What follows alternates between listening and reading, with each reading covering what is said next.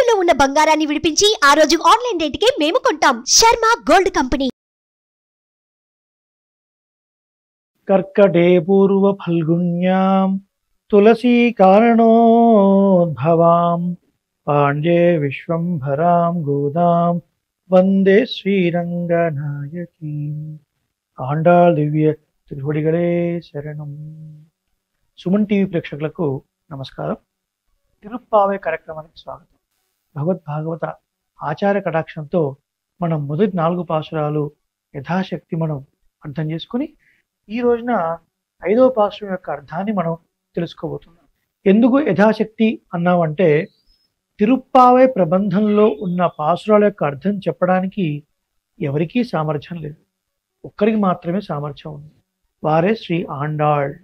వారు తప్ప ఎవరు చెప్పలేరు. ఈ మాట నేనంటుంది కాదు, సాక్షాత్ భగవద్ రామానుజులు 1000 సంవత్సరాల క్రితం శ్రీరంగంలో వేయించేసినటువంటి భగవద్ రామానుజుల వద్దకు కొంతమంది భాగవతోత్తములు వెళ్ళి, అయ్యా మీరు తిరుప్పావై యొక్క అర్థాలు మాకు కృప చేయవలసినది అని ప్రార్థిస్తే భగవద్ రామానుజులు ఆ గ్రంథాన్ని ఒకసారి శిరస్సును పెట్టుకొని నమస్కరించి, ఇది ఆండాళ్ తప్ప ఎవరూ చెప్పలేరండి, వారే సమర్థులు అన్నారు. అంటే భగవద్ రామానుజులకు తిరుప్పావై యొక్క అర్థం తెలియదని అర్థం అది కాదు ఇక్కడ. అంటే ఎన్నో విషయాలు అందులో ఉన్నాయి. ఎంతసేపు చెప్పుకున్నా ఇంకా చెప్పుకోని విషయాలే చాలా ఉంటాయి. మనకున్న కొద్ది సమయంలో సారవంతమైన విషయాల్ని మనం యథాశక్తి మనం సేవిస్తూ ఉన్నాం. ఈ రోజున 5వ పాశురంలో మనకు అమ్మ ఏం తెలియజేయబోతుంది అనేది మనం చూద్దాం. మనందరం బృందావనంలో ఉన్నాం. మనందరం గోపికలం. ఆండాళ్ అనే గోపిక అందరినీ పిలుస్తుంది, మీరందరూ రండి, ఈ వ్రతంలో అవగాహించండి, చక్కగా మనం కృష్ణుని సేవిద్దాం అని అందరినీ పిలుస్తుంది. ఇప్పుడు అక్కడ ఉన్నటువంటి గోపికల్లో కొందరికి కొంత శాస్త్ర పాండిత్యం కూడా ఉంది. గోపికలు చదువుకున్నారా అంటే వారు నేరుగా ఏం చదువుకోలేదు. కానీ ఆ రేపల్లిలో ఎంతోమంది పండితులు ఇతిహాస పురాణ ధర్మశాస్త్ర కావ్యాల్ని ప్రవచనం చేస్తూ ఉంటే చాలా విన్నారు. వాళ్ళు ఆ పెరుగును చిలుకుతూ చాలా విషయాలు విన్నారు. ఆ వినటం వల్ల వీరికి ఒక పాండిత్యం వచ్చింది. దానికే శృత పాండిత్యం అని పేరు. ఆ శృత పాండిత్యం కలిగినటువంటి కొంతమంది గోపికలు ఒక చిన్న ఆక్షేపణని వ్యక్తపరుస్తున్నారు గోదాదేవికి. అంటే ఒక డౌట్ రేస్ చేశారనమాట. గోదాదేవి, చాలా బాగుంది నువ్వు చెప్పినటువంటి వ్రతం, పరమాత్మను చేరుకోవాలి అనే ఆశ ఉంటే రావచ్చు అన్నావు. ఆ తర్వాత ఇది చేయకూడదు, ఇది చేయవలసినవి అని చెప్పావు. ఈ వ్రతం చేస్తే ఇవన్నీ కలుగుతాయి ప్రయోజనాలను 3వ పాసురంలో చెప్పావు. 4వ పాసురంలో చక్కటి సంకల్పం మనం చేస్తే దేవతలే మనకు సహకరిస్తారని చెప్పావు. కానీ ఒక సందేహం ఏంటంటే మనకి ఇప్పుడు వచ్చిన జన్మ ఇప్పటిది కాదు కదా, కొన్ని వేల కోట్ల జన్మల తర్వాత ఈ జన్మ వచ్చింది కదా. అంటే వేల కోట్ల జన్మల్లో ఎన్నో పాపాలు చేసి ఉంటాం కదా. మన ఆ పాపరాశి పోతే కానీ మనం పరమాత్మను చేరుకోలేం కదా. ఇంత పాపం ఉన్న మనం ఎలా భగవంతుని పొందుతాము అని ఒక కన్సర్న్ రేజ్ చేశారు. దానికి సమాధానం చెప్తుంది గోదాదేవి ఈరోజు ఈ పాసురంలో. 5వ పాసురం చేవిద్దాం. మాయనై మన్ను వడమధురై మైందనై தூய பெருநீர் யமுனை துறைவனை ஆயர் குலத்தினில் தோன்றும் மணி விளக்கை தாயை குடல் விளக்கம் செய்த தாமோதரனை தூயோமாய் வந்துணாம் தூமலர் தூவித் தொழுது வாயினால் பாடி மனத்தினால் சிந்திக்கா தூய பிழையும் புகுதருவா நின்னனவும் தீனில் தூசாகும் చెప్పేరో రెంబావాయ్. ఏముంటుంది గోపిక, ఎంత గొప్పవారైనా ఒక సంకల్పం చేసినప్పుడు కొన్నిసార్లు కొన్ని ఆటంకాలు ఎదురుతాయి కదా. మనం శ్రీరామాయణంలో చూసాం కదా, శ్రీరాముడి యొక్క పట్టాభిషేకాన్ని ముహూర్తం పెట్టారు వశిష్ఠ మహర్షి, కానీ జరిగిందా? జరగలేదు కదా. శ్రేయాంసి బహువిఘ్నాని అని అంటారు కదా గోదాదేవి. మరి మనం ఎన్నో పాపం చేసినటువంటి మనము ఇప్పుడు ఒక్కసారి ఈ వ్రతంలో పాల్గొంటే మనకు ఫలం లభించేస్తుందా? ఈ పాపాలన్నీ పోకుండానే అని ఒక గోపిక అంటుంది.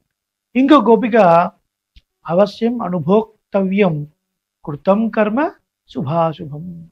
ఇది మళ్ళొకసారి, అవశ్యం అనుభోక్తవ్యం కృతాకర్మ శుభాశుభం. చేసినటువంటి కర్మ అది శుభమైన అశుభమైన, అంటే పాపమైన పుణ్యమైన మళ్ళీ మళ్ళీ జన్మలెత్తి అనుభవించాల్సిందే కదా.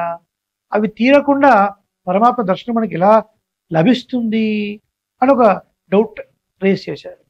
అప్పుడు గోదాదేవి సమాధానం చెప్తుంది ఈ పాసురంలో. మాయనై మన్ను వడమధురై మైందనై. ఉత్తర మధురకు నాయకుడై ఉన్నటువంటి ఆ ఆశ్చర్యమైన చేష్టితములు కలిగినటువంటి శ్రీకృష్ణుణ్ణి మనం కీర్తిస్తే, మాయనై మన్ను వడమధురై మైందనై. మాయనై అంటే మాయలు చేసేవాడు అని అర్థం కాదు, ఆశ్చర్యకరమైన చేష్టితములు కలవాడు అని అర్థం. ఇలా చేయడానికి సాధ్యపడుతుందా అని కూడా ఊహించేటువంటి కొన్ని చేష్టితములు చేసేవాడు శ్రీకృష్ణుడు. అలాగే ఎప్పుడు నిత్యము భగవత్ సంబంధము కలిగినటువంటి ఉత్తర మథుర అన్నారు. దక్షిణ భారతదేశంలో మధురై ఉంది, ఉత్తర భారతదేశంలో మథుర ఉంది. ఆ మథురలో అవతరించాడు కృష్ణుడు. అలా ఉత్తర భారతదేశంలో అవతరించినటువంటి కృష్ణ పరమాత్మను అని చెప్తుంది. మరి నిత్యము భగవత్ సంబంధము కలిగినటువంటి మధుర. కృతయుగంలో వామనమూర్తి తపస్సు చేసేయడం ప్రతీతి. త్రేతాయుగంలో కూడా అక్కడ భగవత్ సంబంధం కలిగినటువంటి భూమి. ద్వాపరయుగంలో సాక్షాత్తు శ్రీకృష్ణుడే జన్మించాడు. అలా ప్రతి యుగంలో భగవత్ సంబంధము కలిగినటువంటి ఆ ఉత్తర మధురకు నాయకుడైనటువంటి శ్రీకృష్ణుడు ఎలాంటి వాడైనా తూయ పెరునీరు యమునైత్తురేవనై, సుడులు తిరిగేటువంటి అగాధమైనటువంటి లోతు కలిగిన యమునా తీరంలో ఉండేటువంటి వాడు. యమునైత్తురైవన్ అంటే యమునా తీర విహారి. యమునా తీరంలో ఎందుకుంటాడంటే గోపికలు నీళ్ళ కోసం యమునా నదికి వస్తారు కాబట్టి వాళ్ళ కోసం కాచి కూర్చుంటాడు కృష్ణ పరమాత్మ. కాబట్టి యమునా తీర విహారి. ఆయర్ కులత్తునిల్ తోన్ను మణివిడక్కి. ఈ ఆయర్పాడిలో ఈ గోకులంలో జన్మించినటువంటి ఒక మణిదీపం, ప్రకాశించేటువంటి మణిదీపం లాంటి వాడు శ్రీకృష్ణుడు. ఎక్కడ కృష్ణుడి పేరు చెప్పకుండా ఈ విశేషణాలతో చెప్తున్నారు. తాయే కుడల్ విళక్కం చేయ దామోదరుని, తల్లి గర్భాన్ని ప్రకాశింపజేసినటువంటి దామోదరుడు. అలాంటి వాడిని మనం కీర్తిస్తే, దామోదరుడు అంటే ఎవరు? దామము అంటే త్రాడు అని అర్థం. ఆ తాడు చేత కట్టబడినటువంటి వాడు కృష్ణ పరమాత్మ. యశోద చేత కట్టబడ్డాడు, రోటికి తాళతో కట్టింది, వరుసకుపోయాయి. ఇక్కడ గుర్తులు కూడా ఉన్నాయి. తను గొప్పగా చెప్పుకున్నాడు, మా అమ్మ గట్టిగా కట్టేసిందిరా, అందుకని ఇలా మచ్చలు ఏర్పడ్డాయి అని తన యొక్క సాటి గోప బాలుడితో చెప్పాడు అనమాట శ్రీకృష్ణుడు. అలా తలుచుకొని పొంగిపోయాడు. అది కూడా పరమాత్మ ఒక పేరే, దామోదరుడు. పార్థసారథి, అది కూడా భగవంతుడి పేరే. అదేం పేరండి? పార్థ అంటే ఎవరు? అర్జునుడు. అర్జునుడి యొక్క రథాన్ని నడిపేవాడు, డ్రైవర్ అని అర్థం. చూడండి పరమాత్మ యొక్క సౌలభ్యం. భక్తులకు సేవకుడిగా ఉండి కూడా ఆ పేరుని తను తీసుకుని పొంగిపోయేవాడు. అంతటి వాత్సల్యం, అంతటి ప్రేమ మన మీద కలిగినటువంటి ఆ శ్రీకృష్ణుడు. అలాంటి శ్రీకృష్ణుడిని తూయోమాయ వందునాం తూమలర్ తూమిత్రుడిది. మనము పరిశుద్ధమై వచ్చి ఆ పరమాత్మకి ఒక పుష్పాన్ని విసిరి నోరారా కీర్తించి మనసారా చింతిస్తే, పుష్పాన్ని విసరటం ఏంటండి అంటే పరమాత్మను చూసామన్న ఆనందంలో అక్కడికి వెళ్ళి సమర్పించేంత సమయం కూడా లేకుండా పుష్పాన్ని సమర్పించడం, ఆ తర్వాత నోరారా కీర్తించడం, మనసారా చింతించడం. ఇదేంటి రివర్స్లో చెప్పింది గోదాదేవి అంటే, మనం ముందు మనసులో అనుకుంటాం, బయటికి మాట్లాడుతాం, చేతులతో చేస్తాం. మనస వాచ కర్మణ అంటారు. ఇది ఇక్కడ రివర్స్లో చెప్పింది గోదాదేవి. అంటే ఏంటి? భగవంతుడు చూసిన ఆనందంలో ఏది ముందు ఏది వెనుక మర్చిపోయిందండి. అలా ఉండాలి అని అర్థం. పరిశుద్ధులు మీరు రావడం అంటే ఏంటి? పరమాత్మే సర్వస్వం అనుకోవాలి. దీనివల్ల నాకేదో ప్రయోజనము వస్తుంది అనుకోకూడదు, ఇది నేను చేస్తున్నాను అనుకోకూడదు. దీనికే కర్తృత్వ త్యాగము, మమతా త్యాగము, ఫలత్యాగము అంటారు. కర్తృత్వ త్యాగము నేను చేస్తున్నాను అనేది వదిలిపెట్టండి. మమతా త్యాగము ఇది నాకు సంబంధించింది వదిలిపెట్టండి. ఫలత్యాగము దీనివల్ల నాకేదో వస్తుంది వదిలిపెట్టండి. ప్రతి కర్మకు ప్రయోజనం ఉంటుంది, ఏది ఆశించకండి. పరమాత్మకు నిస్వార్థంగా ఫలాభిసంగా లేకుండా మనం చక్కగా వెళ్ళి సేవిస్తే చాలు. ఇదిగో మీరు ఇందాకన్నారే ఏవో కర్మలు ఉన్నాయని, ఆ కర్మలని నశిస్తాయంటారా అని గోదాదేవి మనకు చెప్తుంది. అలా మనం పరమాత్మని కీర్తిస్తే పోయే పిడయం పుగుతరువా నిన్ననవు తీని చూసాగు చెప్పేలో రెంబావాయ్. మనం గతంలో చేసినటువంటి పాపాలు వాటిని సంచితము అంటారు. ఈ జన్మలో అనుభవించేటువంటి కర్మకి ప్రారంధం అని పేరు. మళ్ళీ తర్వాత జన్మలో అనుభవించేది ఆగామి.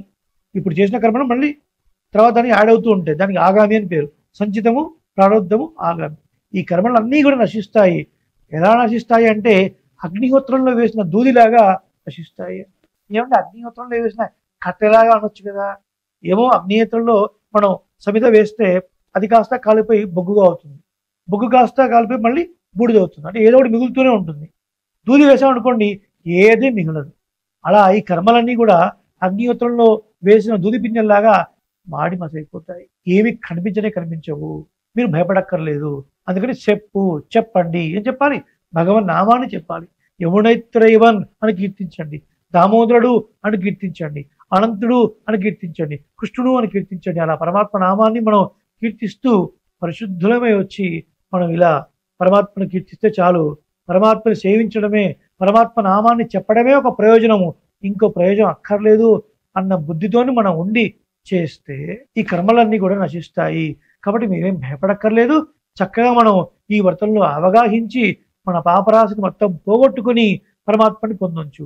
ఒక చిన్న ఉదాహరణ, 10 లారీల నిండా పత్తి తీసుకొని వచ్చాం, ఒక రూమ్లో పడేసాం. వాటిని తగలబెట్టాలి అనుకున్నప్పుడు మళ్ళీ 10 లారీల నిప్పు కడికలు అవసరమా? అక్కర్లేదు. ఒక్క నిప్పు కడిక చాలు, అన్నిటినీ దహించి వేస్తుంది. అలా మనం చేసినటువంటి పాపం ఎంతైనా సరే పరమాత్మ జ్ఞానం కలిగితే చాలు, ఆ కర్మ నశిస్తుంది అని ఈ పాసురంలో అద్భుతంగా మనకు కృప చేసింది గోదాదేవి. మరొక పాసురంలో మరిన్ని విశేషాలు మనం సేవిద్దాం. శ్రీమచ్చై విష్ణు చిత్తార్య మనోనందన హేతవే నందనందన సుందర్యై గోదాయై నిత్యమంగళం. జయ శ్రీమన్నారాయణ. శ్రీమతే రామానుజాయ నమః. స్వస్తి. అనేక మంగళాశాసనాలు.